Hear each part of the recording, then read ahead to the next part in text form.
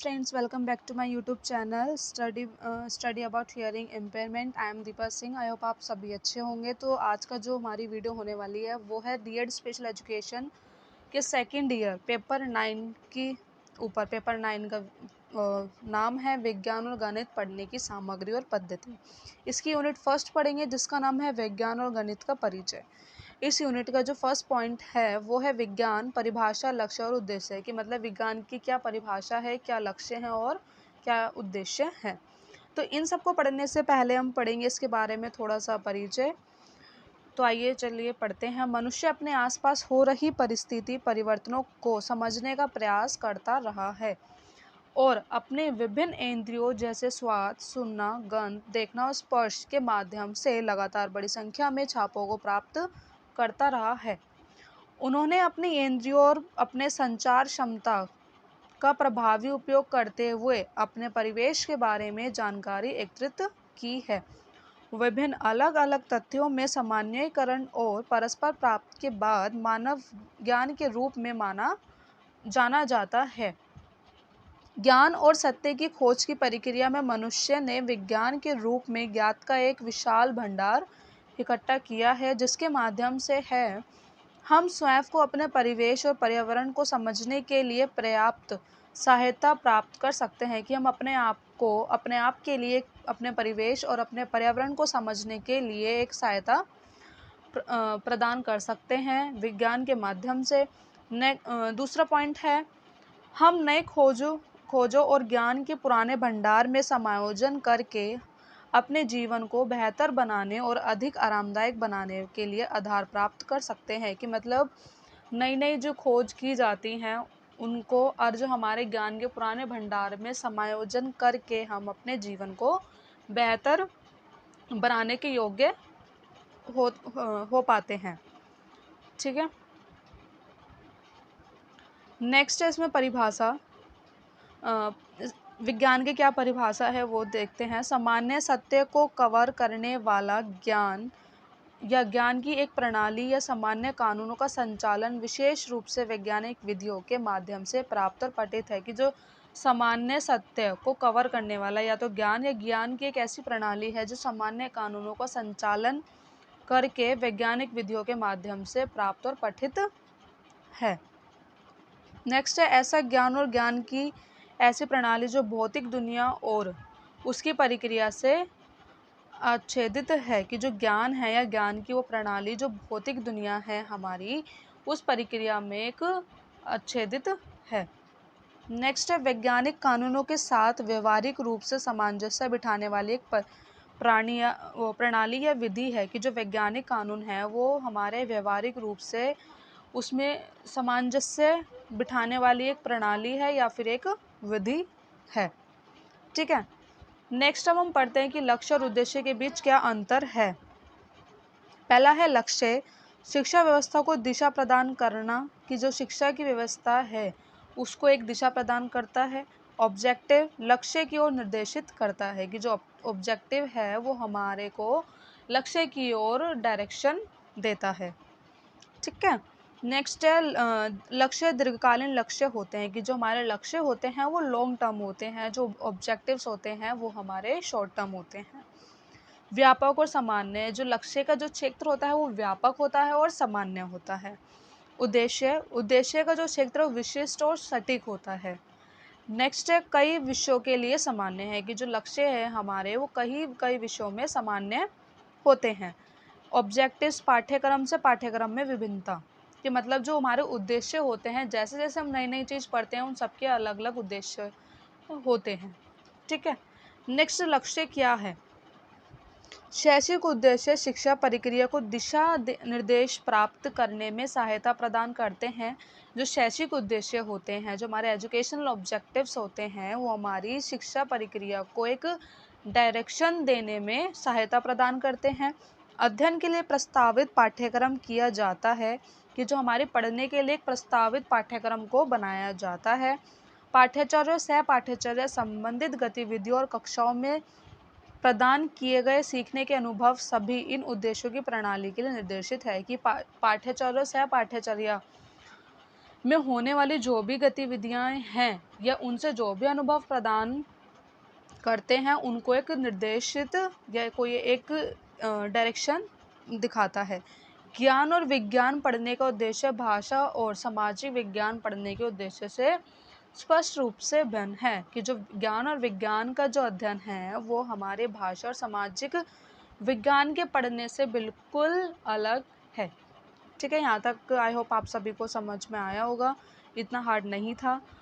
Next अब हम पढ़ेंगे हमारा जो है विज्ञान शिक्षण के लक्ष्य, कि विज्ञान को पढ़ने के क्या क्या लक्ष्य हैं या पढ़ाने के क्या क्या लक्ष्य हैं। पहला है विज्ञान स्कूली पाठ्यक्रम में एक सामान्य जन स्थान का दावा कर सकता है। अतः शिक्षण के लिए लक्ष्य इस प्रकार है कि मतलब जो विज्ञान है वो स्कूली पाठ्यक्रम में एक सामान्य स्थान पर रहता है। और विज्ञान को पढ़ाने के क्या क्या लक्ष्य होते हैं वो हम जानेंगे। छात्रों में विज्ञान के प्रति रुचि पैदा करना है, कि छात्रों में विज्ञान के प्रति एक रुचि पैदा करना है, उनका इंटरेस्ट बनाना उस चीज़ में।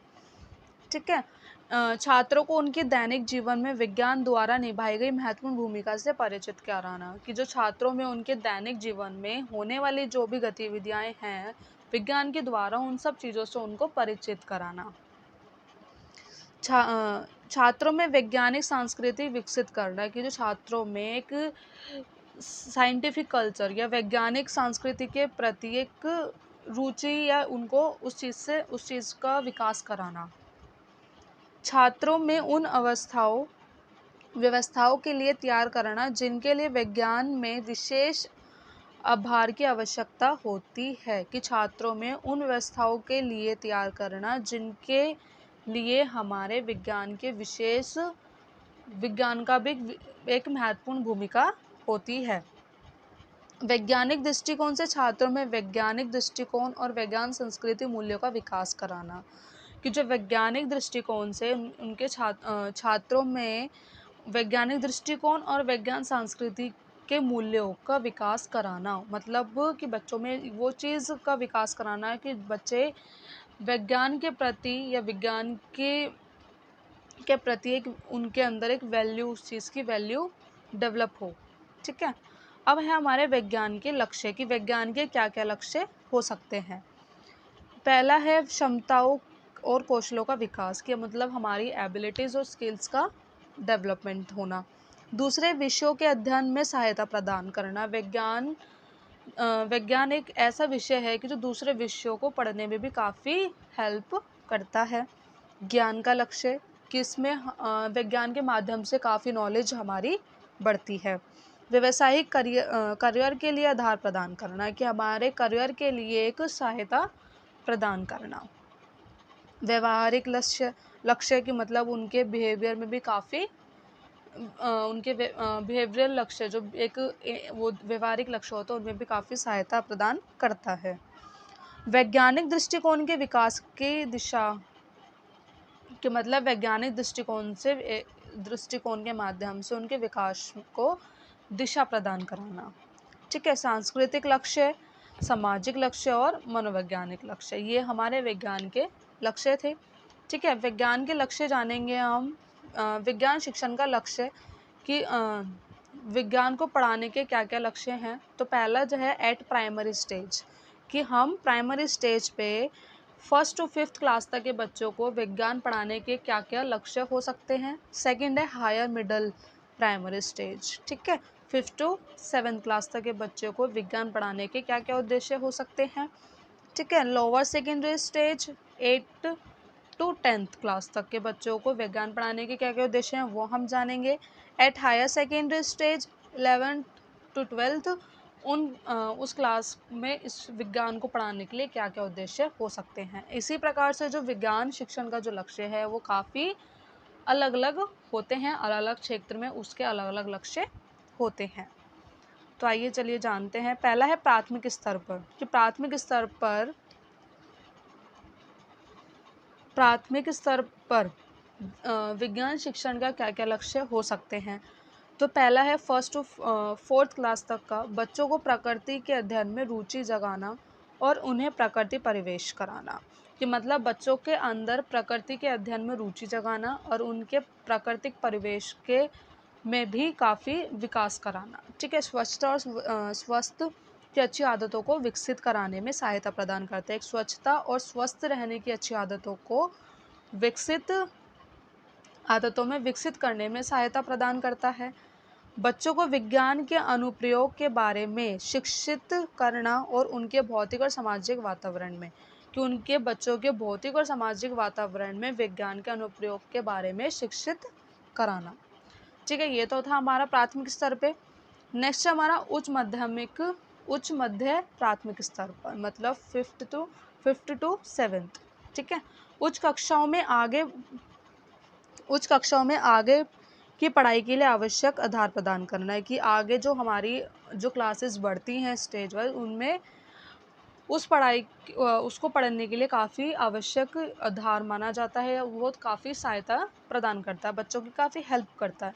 ठीक है, बच्चों में वैज्ञानिक दृष्टिकोण विकसित करना है, कि बच्चों में एक वैज्ञानिक दृष्टिकोण का विकास करना। ठीक है, उपलब्ध तथ्य और साक्ष्यों के आधार पर निष्कर्ष निकालने की क्षमता विकसित करना है, कि जो उनके पास उपलब्ध तथ्य हैं या साक्ष्य के आधार पर उनको एक रिजल्ट निकालने की उनकी एबिलिटी को विकसित करना, डेवलप करना। ठीक है,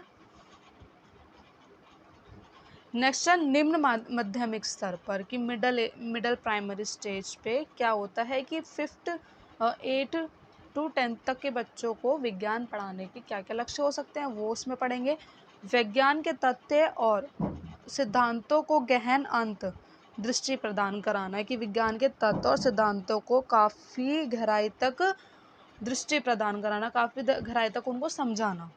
ठीक है, तो वैज्ञानिक प्रयोगों को अधिक कुशलता से करने की उनकी क्षमता विकसित करना, कि जो वैज्ञानिक प्रयोगों को जो अधिक कुशलता से करने की, मतलब एक स्किल के साथ वैज्ञानिक प्रयोगों को करने के लिए उनकी एबिलिटीज़ को डेवलप करना।